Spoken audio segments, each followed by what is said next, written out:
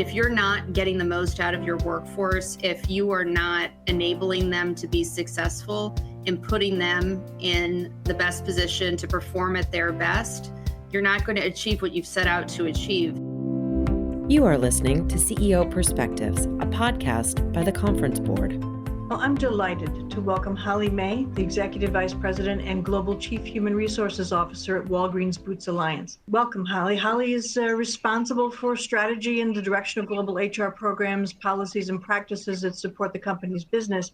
She's also responsible for ensuring fair and equitable treatment for all team members. And uniquely, in many ways, she also leads the environmental, social, and governance function for Walgreens Boots Alliance. And most recently, Holly served as the global CHRO for Abercrombie & Fitch. She managed all aspects of HR and ESG efforts across the company. She previously worked for Starbucks as Senior Vice President of Global Talent Rewards and Service Delivery. And prior to her time at Starbucks, Holly served in HR leadership roles with increasing responsibility at ING, Voya Financial, and Visa. So without further ado, I'm just so excited to welcome you today, Holly, to talk about neurodiverse hiring and bringing one's authentic self to work. Welcome. Thank you. Very happy to be here. Was there anything about that rather impressive but short bio that I just shared that you wanted to embellish on, or and maybe talk a little bit about how that journey led you to the role you have at Walgreens today? Sure. Well, I've pretty much spent the entirety of my career in HR, including 7 relocations, I believe, 3 years in the Netherlands, and moves across a number of industries, as you accurately said. I've actually spent the majority of my time in HR in total rewards. It's actually where I started in executive compensation, and that's where I've focused many of my roles. And that's the role I held at Starbucks, leading total rewards, which is where I was first introduced to Roz Brewer, which is what led me to WBA, where I work today. And, again, that was, of course, a huge draw, but another tipping point for me in making the decision to move to Walgreens was really their groundbreaking leadership in disability hiring and inclusion. Yeah, I do want to talk more about that in more detail for sure, because it was a very impactful decision, I think, to do that and to make those kinds of choices. In looking at some of the things that you've talked about in the past, I've heard you talk about being unapologetically human. So could we start with that? What does that mean for you? How does it show up in the culture at Walgreens Boots Alliance? Well, for me personally, and I can start there, just when I started my career, I was very intentional about keeping my personal life and my professional life separate. And I started in really a very formal corporate environment, very hierarchical. And in doing that, I was very quiet about my personal life and very formal in how I showed up every day. And that, to me, embodied professionalism. And when I initially moved to Seattle for my role at Starbucks, my son was very young. And just a few short months after relocating there, he received a diagnosis of being on the autism spectrum.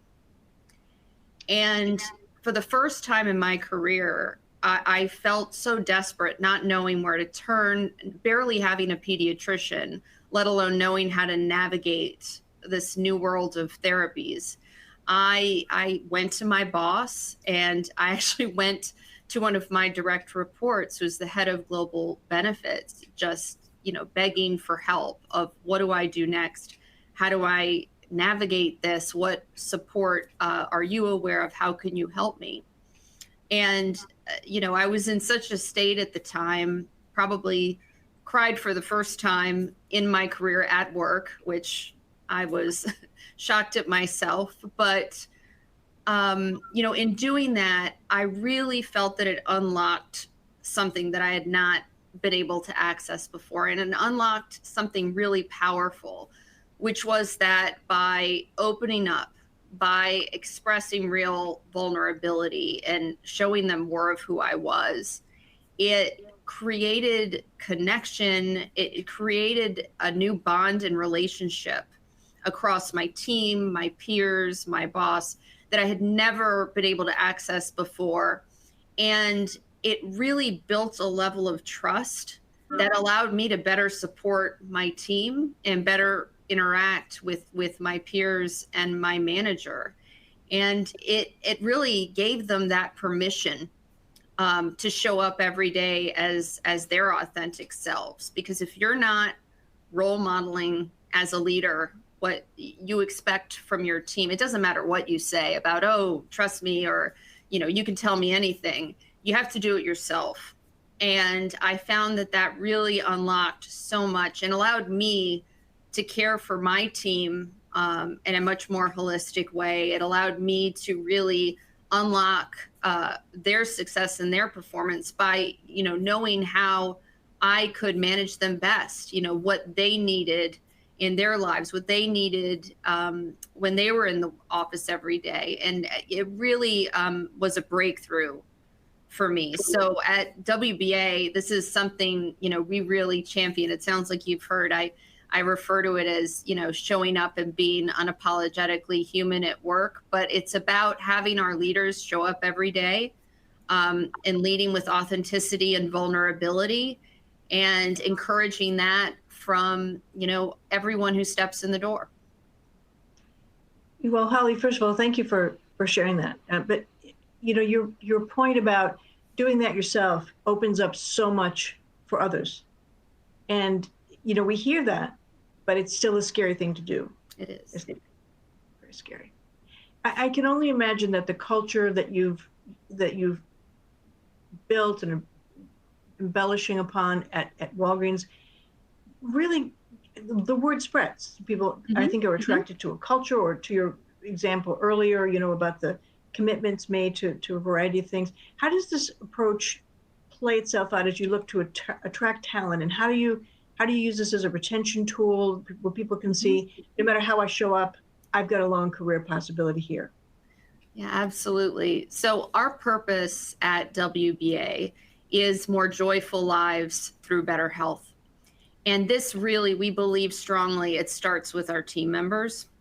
And it also extends beyond the physical. I think this is really important to know. It's body, mind, and spirit, and encouraging all to lead a healthy, productive life.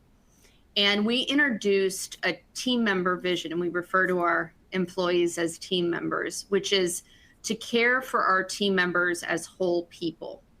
So this goes to the point of, breaking down the professional and the personal. That line is forever blurred. And nurturing them as well as their families beyond the workplace. And we want them to feel supported as their authentic selves. And that includes, having the programs in place, the tools, the resources, as well as making sure that our managers are trained in how to show up every day and lead. So long before the pandemic, I know we've always offered a very strong suite of benefits, really anchored in our EAP, but we've since expanded these offerings. And in May of last year, we introduced Be Well Connected, which is our program to support our team members and their families through mental health and well-being offerings. So that program is actually a trio of platforms. We have our EAP, which is part of that, where we offer 5 free mental health counseling sessions. We have a Journey Live, and we also have Indie Flicks, which produces short mental health related films to raise awareness on mental health issues. And all 3 are offered to our team members and their immediate family members. So this was really about focusing on the comprehensive health of our employees. And since introducing these resources, we have more than half of our team members and their families, which have downloaded and are actively using the Journey Live app. So we've gotten great uptake, just showing that, we listened, we made sure we introduced tools and resources that were specifically meeting their needs. Well, I love that idea of the whole person, and you can't disassociate a person from their family, Right. or the people that they care the most about, right? I'm so pleased to hear you say that, because I perhaps like me, you think there's a real mental health crisis on many fronts, and Yes. One could argue that it's not the job of a corporation to fix the fissures in our society, but nevertheless, these are the people who are impacted, and if we want productive, loyal, engaged workers, we need to address some of this. And I fear sometimes that the companies that don't sort of, I don't mean focus is not quite the right word, but that are at least aware of and are attempting to support people through this. This has been a tough few years for a lot of people, and not everybody's ready to flip the switch and move on. And this is about prioritizing these matters, because at the end of the day, this is a business need. This is about achieving results. And if you're not getting the most out of your workforce, if you are not enabling them to be successful and putting them in the best position to perform at their best, you're not going to achieve what you've set out to achieve. So this is a business imperative. And I think the more organizations start to realize that, the bigger change they're going to see. I think that's right. And I hope people realize that before it becomes a problem that is then that much bigger to fix in their organizations. So, Holly, I'd love to ask you as you look at the landscape and you think about the many, many things competing for your attention and your resources, what do you think is the biggest issue facing HR leaders today, and how do you think we should tackle it? Yeah, there's probably a list, right? I think HR has changed quite significantly since 2020. I think, there's a new set of expectations from the workforce today. I mean, beyond the impacts of the pandemic, I think there's so many global macro factors, inflation, the potential for a recession, a rise in extremism. I mean, the list goes on, right? And I think that's even amplified further by the entry of Gen Z into the workforce. And Gen Z now makes up a third of the world's population, and they are radically different from millennials when it comes to careers and what's important to them. They have no memory of a world before smartphones, and they are valuing salary less than every other generation before them. So we have to be able to adapt. And there are a new set of prerequisites and expectations that organizations are going to need to be able to meet. So that leads to how we're going after that at WBA. I think our understanding that living a full life, it goes beyond your physical health, and that caring for mental health is essential, is a big part of that. And that line between the personal and professional, supporting the whole person and celebrating the authentic person that each of our employees are, and treating them with dignity and respect, and giving them access to the tools and resources they need to be successful. I think that's a big part of it. We've also really committed to enhancing the diversity of our workforce through really industry-leading disability and neurodiverse inclusive programs. And we understand that having a diverse workforce helps us we're representing the communities we serve. We're representing our customers. And when we attract and when we retain the best talent from that pool, it helps us build more lasting relationships with our stakeholders. And we know that, really the research shows that organizations with neurodiverse teams, they're 30% more productive. And it also boosts team morale. And it's really important as leaders, as HR leaders, as we think about growing our talent and bringing more talent into the organization, we can grow our talent pool. versus competing within a fixed pool by including more individuals who are neurodiverse or with various disabilities into our workforce. And we're really proud of our work in that space. In just a moment, I want to ask you about some of the things you may have changed in your, talent acquisition strategies to kind of broaden the pool. But I'm so pleased to hear you say that because, we think about flexibility. We know most all workers, that's sort of a table stakes now.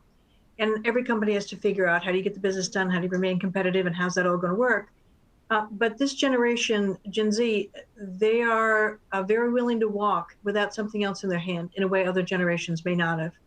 And when you think about the flexibility enables so many people with disabilities or oftentimes remote workers who were women who had child care or elder care or significant other care responsibilities that fell on their shoulders, or people who were people of color or other underrepresented groups, the level of microaggressions and whatnot in the workplace. I mean, it was a panacea. I hate to say that coming out of a pandemic. I don't mean that way, but it was a godsend in some ways for many people who really, truly liked the remote work.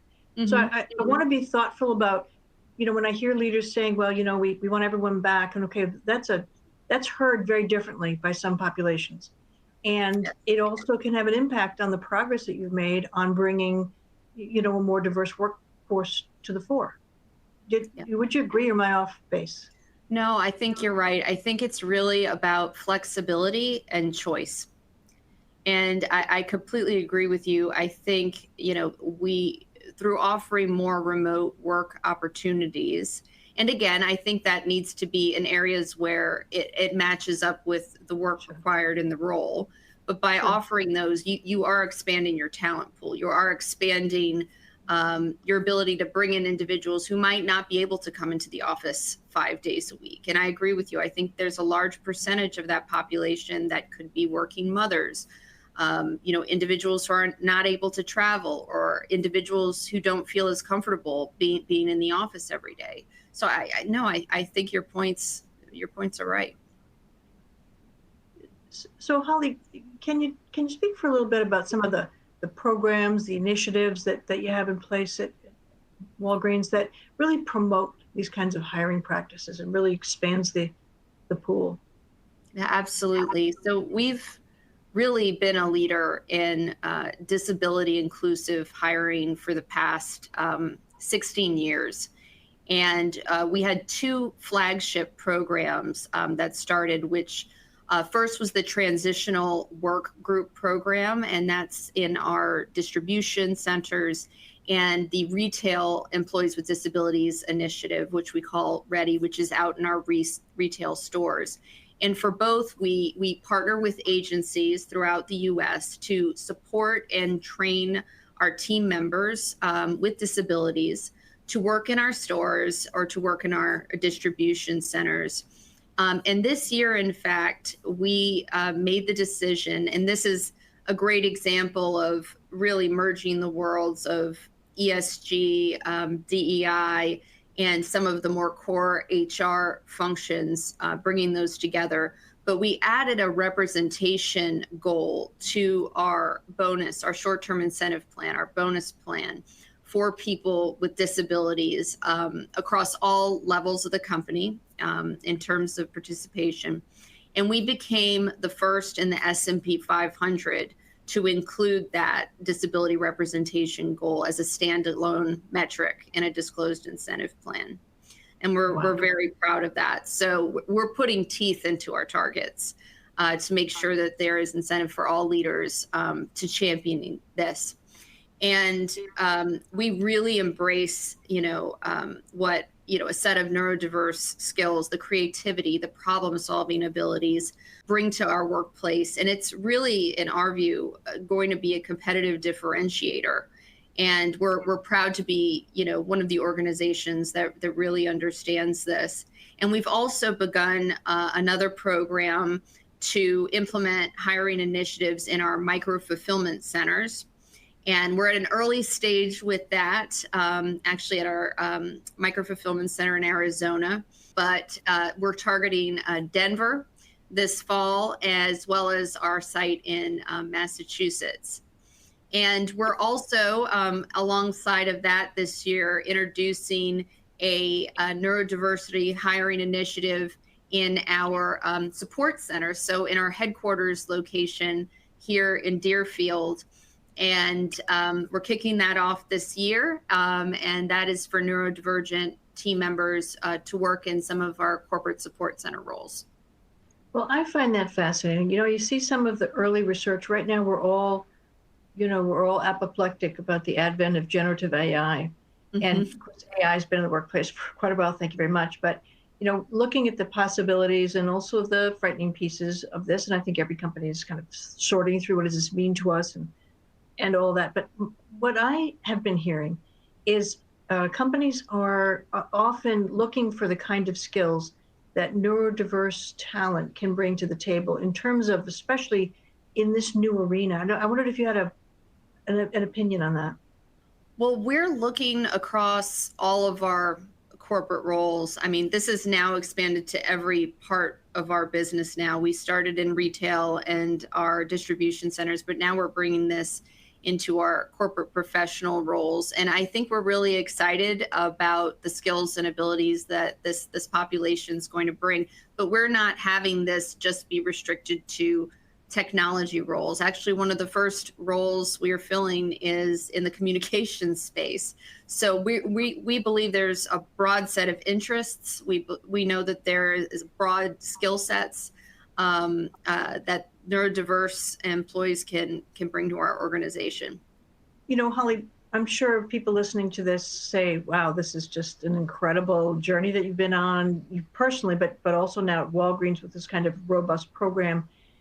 And it may seem like, well, I can't get there, or how would I start? Or, I'm wondering if you had some words of wisdom for somebody who's thinking about how to expand perhaps their definition of inclusivity, and what would you suggest they do, or where do they start?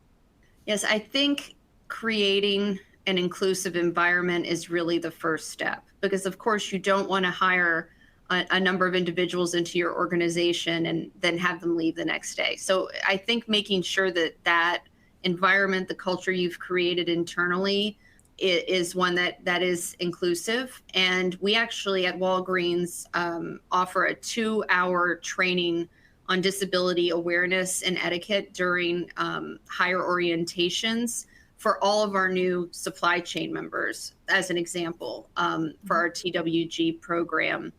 And as a leader in disability inclusion, we have always been proud of opening our doors for other companies to help them setting up their models. We actually have an inclusion university, and I would encourage other companies to participate in this, where you can come out and spend a few days with us and we can teach you the model, show you how to set it up. We go through our curriculum, we teach leadership skills, and we tour our building so you can learn hands-on about the opportunities we offer individuals with disabilities here at Walgreens. Well, I think that's terrific. I mean, not only are you looking to better the lives of your employees and the communities you serve, but also others in our profession who are looking to get, a good running start here. I think that's terrific. Well, Holly, as I hear your journey, which is a little different from that of many. Everybody has a unique story, and everybody has their own challenges and the ways that they've chosen to deal with them. I wondered if you had maybe a suggestion or a word of wisdom, or something, a lesson learned for somebody who's maybe a couple of steps away from being, in a role like yours, and they're thinking, they're looking at you and others and saying, how do I get there? What's the one or two things that I might be able to do that position me to be better ready when the opportunity presents itself? That's a good question. Be curious. Something I have done throughout my career, and something that's kind of a key tenet in my life, is to always take opportunities when they're provided to me. And that could be, taking on a project in an area that I'm unfamiliar with. Be curious to learn, ask questions, be a student at all times, and, don't let opportunities pass you by. I mean, I will tell you, early in my career, I think this was actually when I was an intern before I even started as a full-time employee. I I was brought into the internal audit area, and I learned how to make process flow charts and design key controls for SOX compliance. And I am telling you, those skills still serve me well today when I'm dealing with our audit department. So it's all of these various things, grasp onto things that interest you. It doesn't have to be, looking at a very specific ladder to move forward in your career, but learn laterally. I think if there's one piece of advice that I would give that has always served me well, it's that. Be curious. It's actually one of our values here at Walgreens as well.